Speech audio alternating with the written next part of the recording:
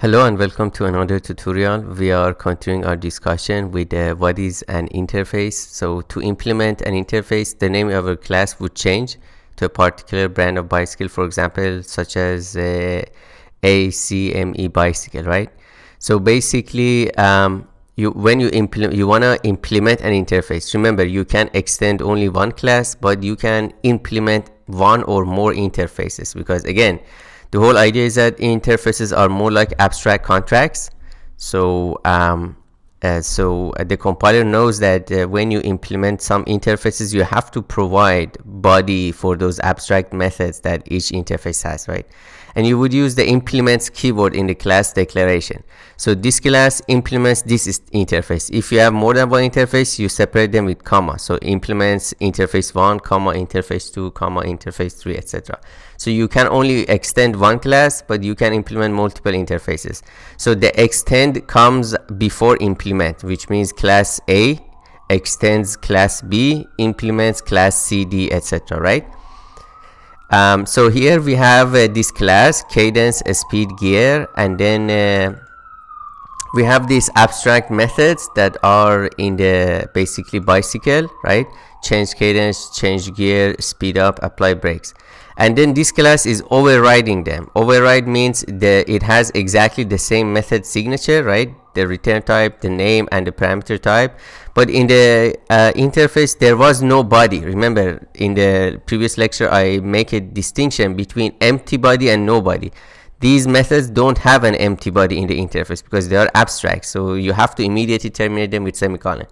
But then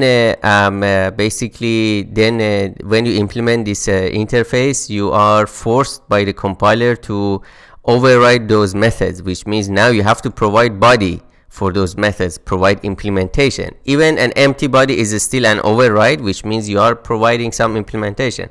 There could be means that you're not doing anything in that method, but at least you have to at least provide an empty body or some body, right? Implementing an interface allows a class to become more formal about the behavior it promises to provide. And again, it's all about abstraction. Interface is an abstraction. A class provides a promise that those abstractions have been properly implemented based on the particular class that we're talking about, right? Interfaces form a contract between the class and the outside world. Again, abstract. Contract means an abstraction, something that is abstract. And this contract is enforced at build time, i.e. at compile time by the compiler. If your class claims to implement an interface, all methods defined by that interface must appear in its source code before the class will successfully compile. Now, this is not generally true, or it's not true in the way it's written here, because as I mentioned, from Java 8 they added default and static methods, and those are allowed to have bodies inside the interface. And if a class implements the interface, the class is not required explicitly to override those methods, right? Only the abstract methods inside an interface have to be overridden, and the class has to provide implementation for them.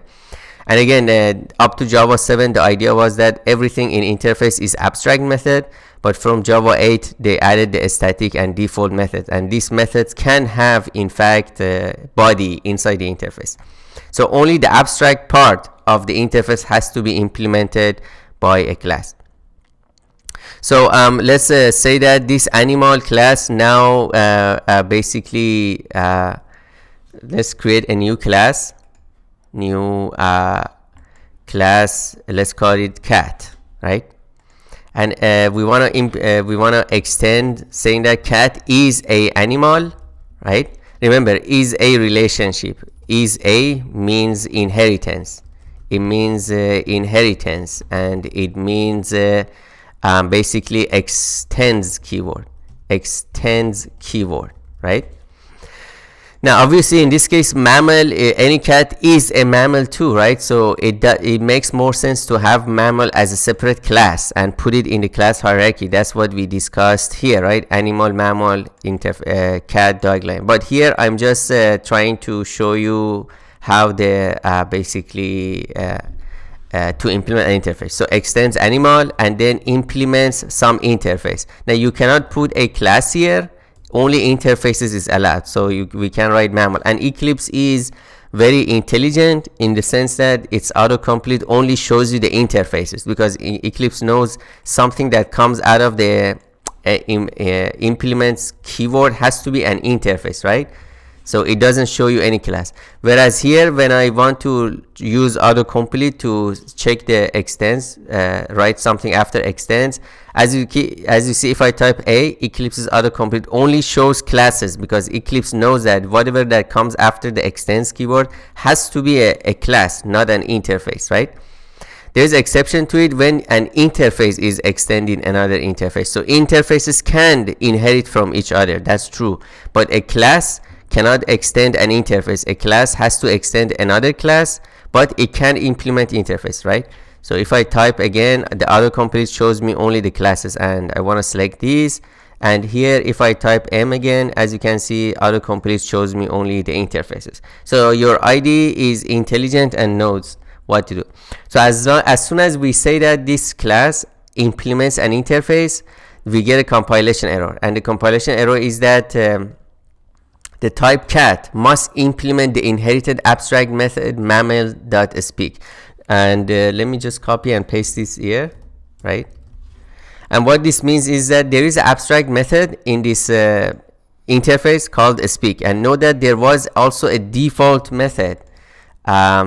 If I save this, there was a default method, but the compiler is not complaining about that default method. It's not telling us that the cat has to implement or override both speak and eat, because default methods are not abstract. So only when a class extends or implements the interface, you are forced by the compiler to implement or provide implementations, provide body only for the abstract part of the interface. So Eclipse is very intelligent. So if you hover this and it tells you the compilation error, it also shows you quick fix. Obviously I want to make the add unimplement methods, right? So Eclipse adds this keyword. This is part of the JDK, and it's just a hint to the compiler that, hey, when you compile this class, just double check that this is an override. And override means exact method signature, which means obviously when you want to provide implementation for this method, you have to adhere to the exact signature. You cannot say, for example, int x. If I say this, then this method is not this method, right? Because this method takes parameters, but what we implemented doesn't. So, but then because of this override, the compiler realizes that this is a mistake. This speak is not exactly that speak. So always use the override annotation. Again, this is called annotation because it starts with at, but you don't worry about that, right? Just you know that the meaning is that this is a extra information that you, as the developer that writes the source code, you provide to the compiler. This override never appears in the bytecode.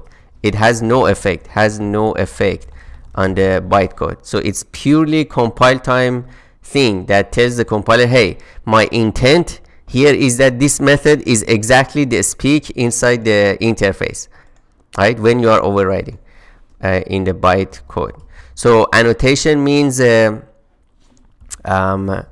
let me put this at the top before that. So this override annotation is called annotation. It means I'm telling the compiler that my intent is to provide basically implementation for the exact speak method that is in the interface. Now it doesn't have to be interface. You can also override a method in a superclass, right? But for the interface, you are forced. You're not forced to override a method in the superclass, but you are forced by the compiler to provide or override a method in an abstract method in an interface, right? And so right now the compilation is that, hey, the compiler gives me an error that this speak, this is not an override because there is no speak with this exact signature, which the name of the method is speak and it doesn't take any parameters. So, right, the method speak of typechar must override and implement a supertype method, and the compiler is telling me I cannot find this method, this exact signature, either in the animal superclass or the mammal interface, right?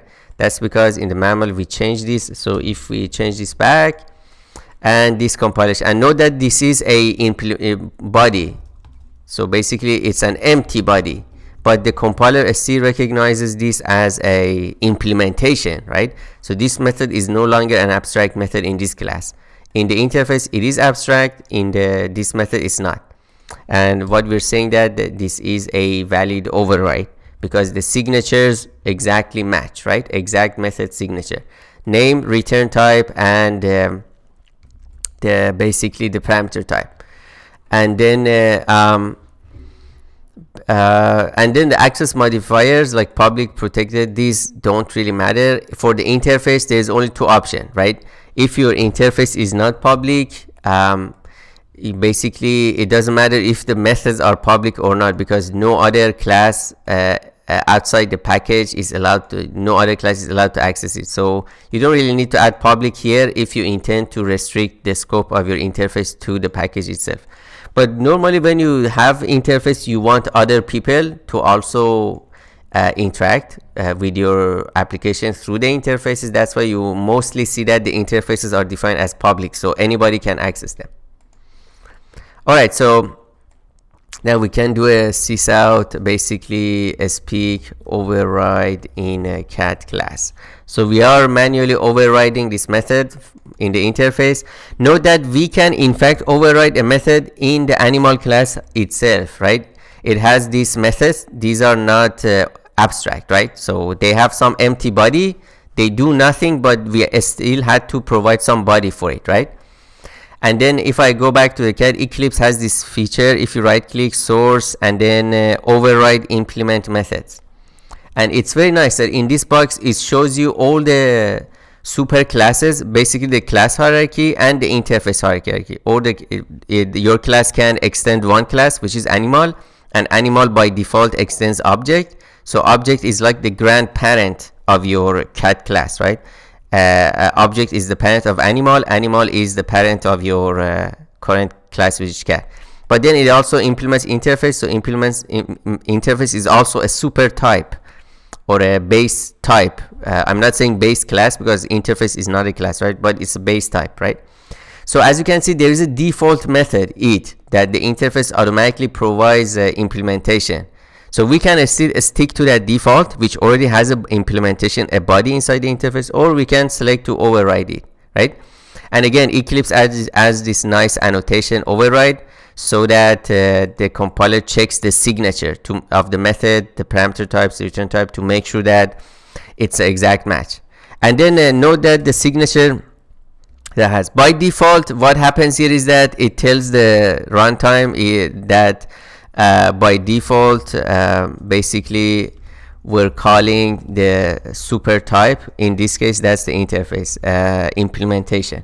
Remember, this method had an implementation in the mammal interface implementation. Okay, so the way this works is that you say mammal, so this is the name of the class, the name of the interface dot super. Now you cannot use super, you cannot use super.it, because this syntax is reserved for the super class,